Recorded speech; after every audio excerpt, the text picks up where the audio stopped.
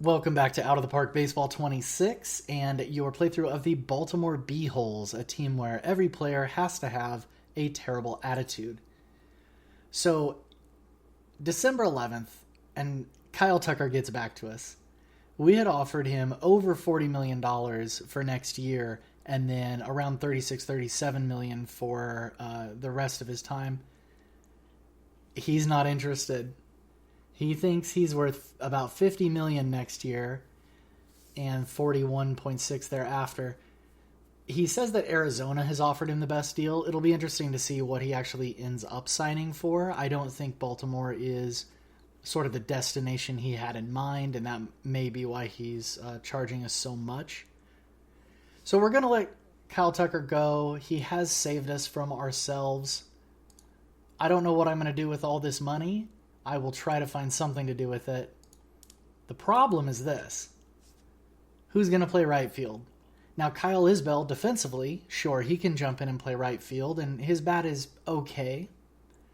But as you can see, what we really need is one more good bat, and then this offense is going to be great.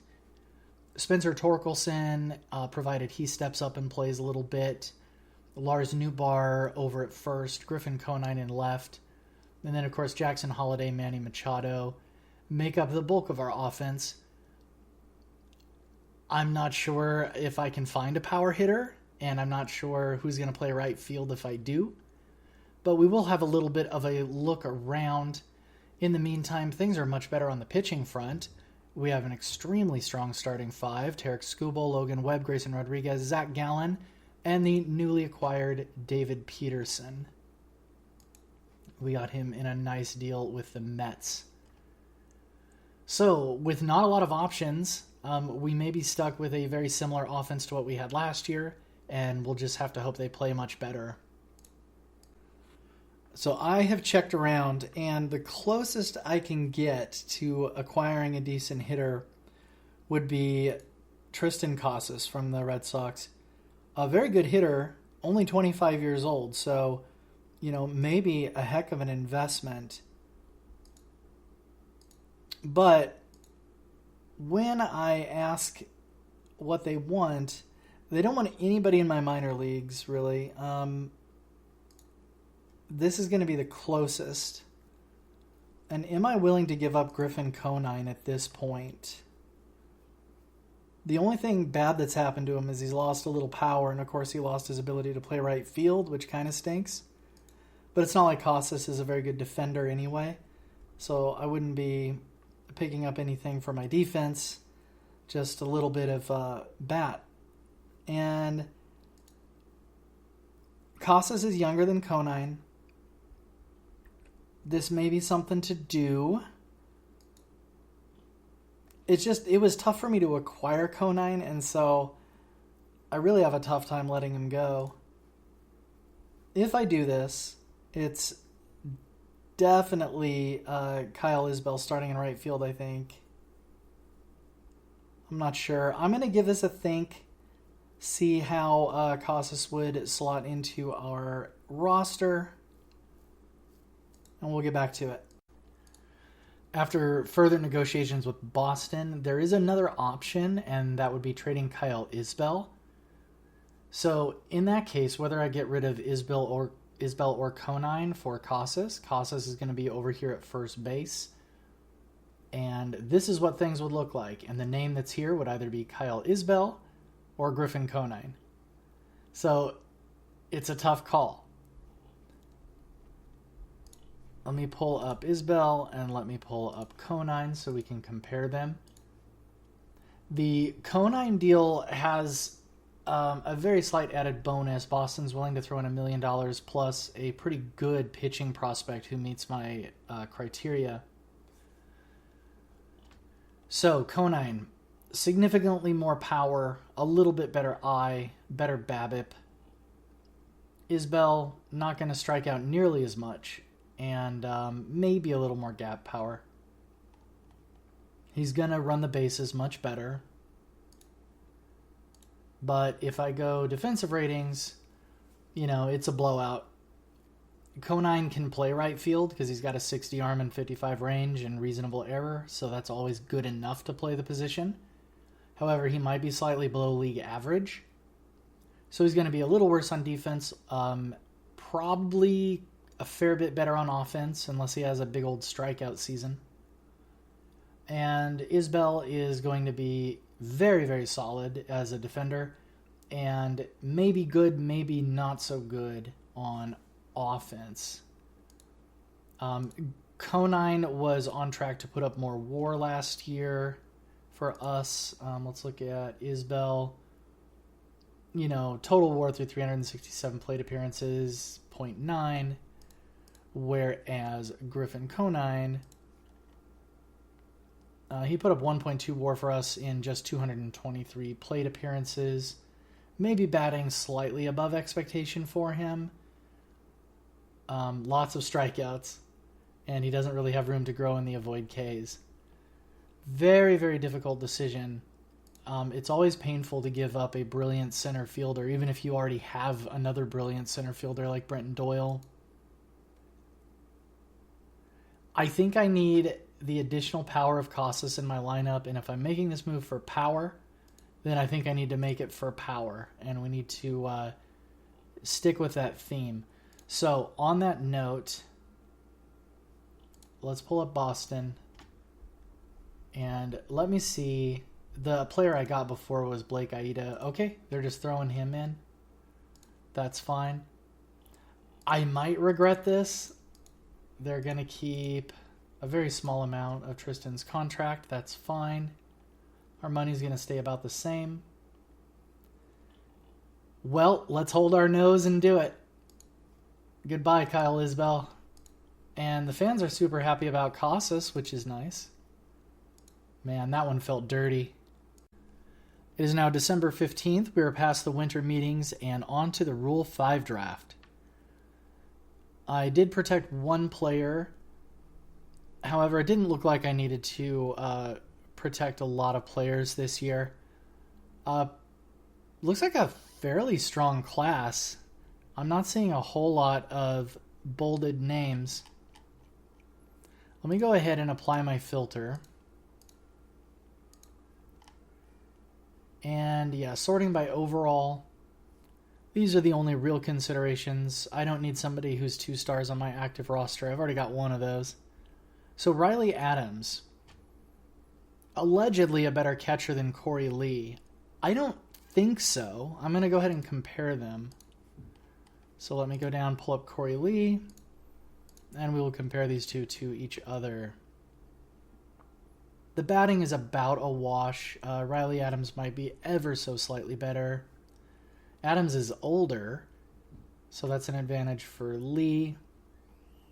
Lee's a better base runner. And just all around better as a catcher. These ratings aren't really going to matter because the range is so low. Yeah, there's no comparison here.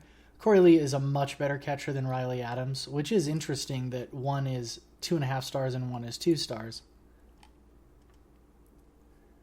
Let's look at Alika Williams, who can sometimes be good in this game. I mean, good enough that I would love to have him on my AAA team. Unfortunately, this is a Rule 5 player. He would have to stay on the active roster. So, nobody for us, and I don't think I need to protect anybody. Let me scroll up to my 2.5 star guys.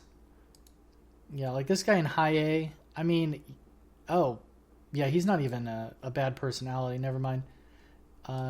Nick something? He's not worth protecting. And that's it for the 2.5 star guys. So Austin Charles.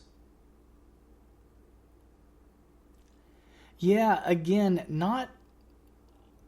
maybe not quite worth protecting. He's going to be going up to AA. He's just so not close to Major League ready that if a team does pick him up in Rule 5, they're really shooting themselves in the foot. So yeah, we will go ahead and sim on past the Rule 5 draft on toward the beginning of the year. And if anything interesting happens, I will let you know. It is January 10th, and there are just a couple pieces of business. Gavin Sheets has signed a minor league with a major league option type deal. I'm probably just going to keep him around AAA, see if he decides to stay after 30 days. On the monthly international scouting practice, 2 disappointments came out of it, but I am quite interested in this pitcher. Top end of 100. Medium development risk is decent for an international amateur.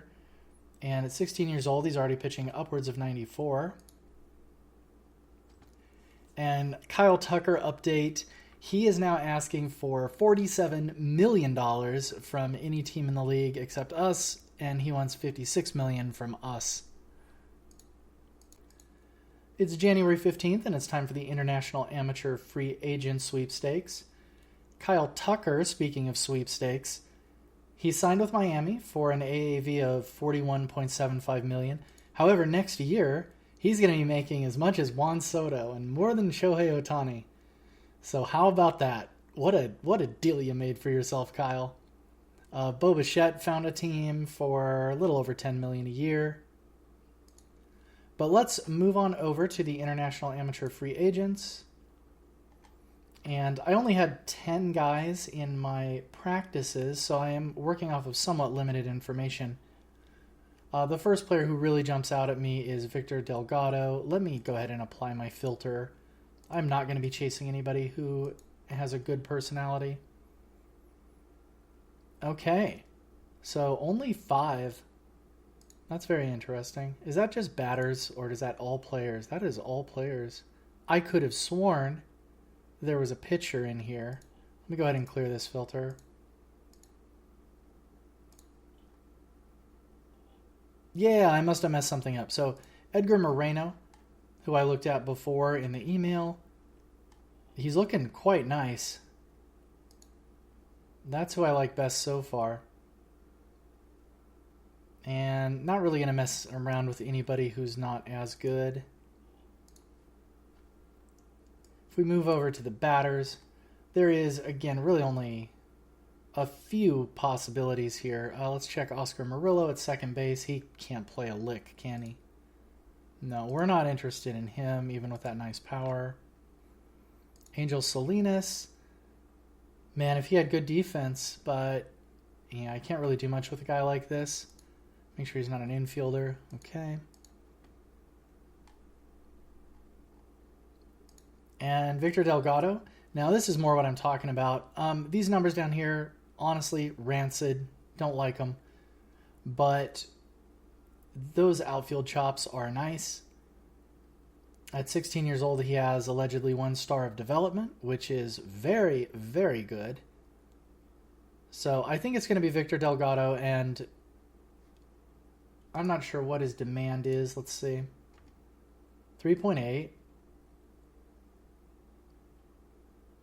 Okay, and we have 4.75 to spend. You know what? We're just going to blow it all here. I didn't see any particular reason to sign a bunch of lesser guys. Let's just ask for a response there. And he should be signing with us. And that'll do it for the amateur free agents. It is now January 21st, and we have a Hall of Fame update. Carlos Beltran's going to make it in. Andrew Jones, darn near there. Looks like Alex Rodriguez is going to sneak in. Manny Ramirez, Andy Pettit, no chance there.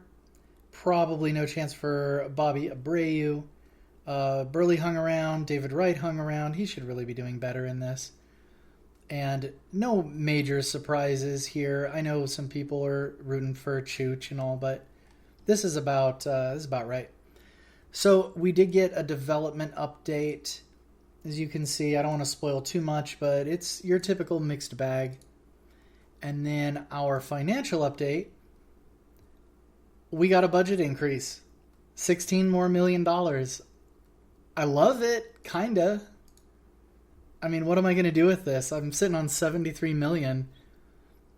Maybe I can just go buy a player outright or throw in like $40 million on a marginal trade or something. I don't know.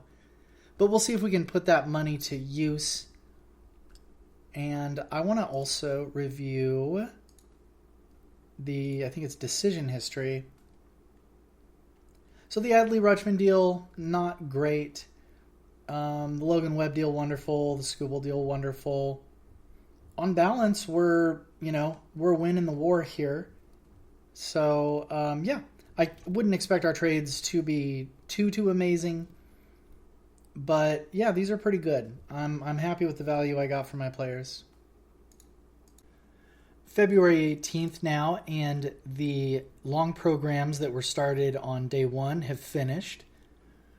We've had some success. Henry Davis gains 10i. That's beautiful. Casey Schmidt with some bat speed. That was a hard program. Very nice. So Chandler Champlain, Zion Theophilus are successful. Gage Wood is outstanding at improving his control. And remember, this is our number one guy in the minors. Poor results for Brock Kettleson. Unfortunately, he's going to strike out more now. Ethan Kloss with outstanding plate discipline improvement. Very good. Zach Fruit, Jose Ferrer, improved control was successful, and that will do it. Everything else was no improvement. And because we finished those programs in a timely manner, we are able to do short programs. So pretty much everybody's learning a new position. Holiday Torkelson. That just brings a general improvement in defense, so might as well do it. It's a lot easier than improving somebody's defense at a particular position. Zach Geloff is working on his base stealing, though. Henry Davis and Corey Lee are going to try to improve their catching. Tristan Casas, Brenton Doyle, Lars Newbar, Griffin Conine, and Cody Clemens all trying to learn a new position. Minor leaguer Nathan Church, base stealing. Base stealing as well for Griffin Burkholder, one of our prospects. Reese Hines and Casey Schmidt are both trying to learn a new position, as is Austin Charles and Chris Arroyo. And Braden Jaska and Easton Carmichael are also going to try to improve as a catcher.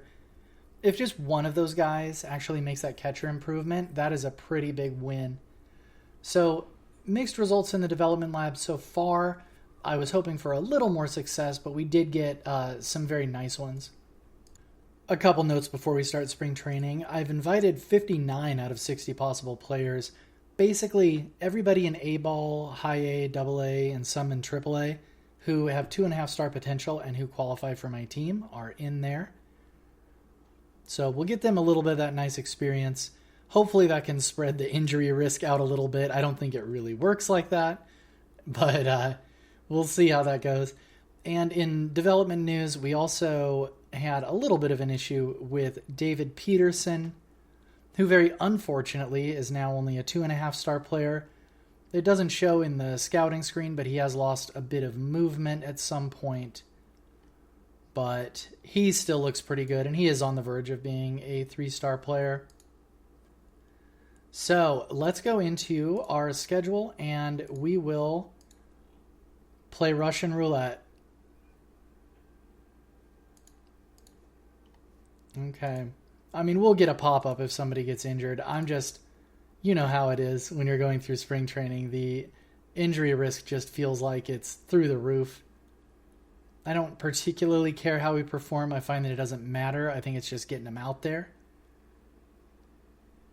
And it'll be nice for my minor leaguers to see a little action. So, Gage Wood, he has dropped down to 3 stars. I'm not sure why precisely. I guess he's lost a little bit of movement potential and I guess some stuff potential as a result. Yeah, apparently he's lost some control as well. I don't remember that. Oh, that was last year. Okay, well, you know, Gage Wood is still a fantastic prospect. Not terribly worried. But look, we're just getting hammered here. The game decided I was having too much success with my prospects, I suppose. Evan Aschenbeck.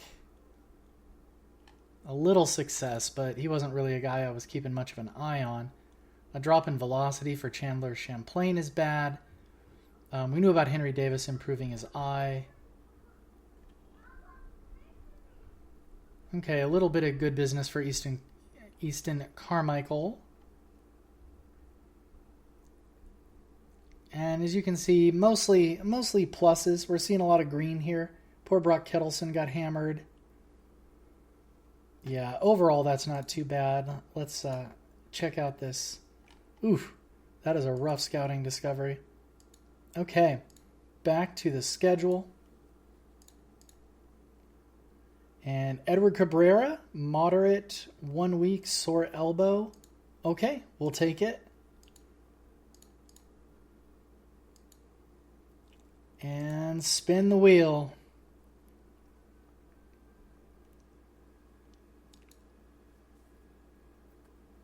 Okay, we're just getting our midway update on our short programs. That is fine. Make sure there was nothing else important in there. Nope. Back to the schedule. Let's stay lucky.